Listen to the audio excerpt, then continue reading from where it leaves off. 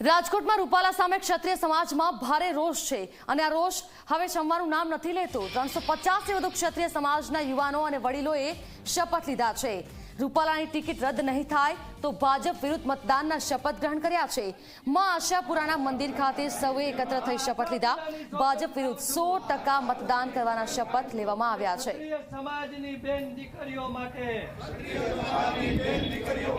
એના સ્વમાન માટે મારા સમાજે જે માંગણી મૂકી છે જો એની ટિકિટ રદ કરવામાં નહીં આવે તો આવનારા દિવસોમાં કચકચાવીને ભારતીય જનતા પાર્ટી વિરુદ્ધ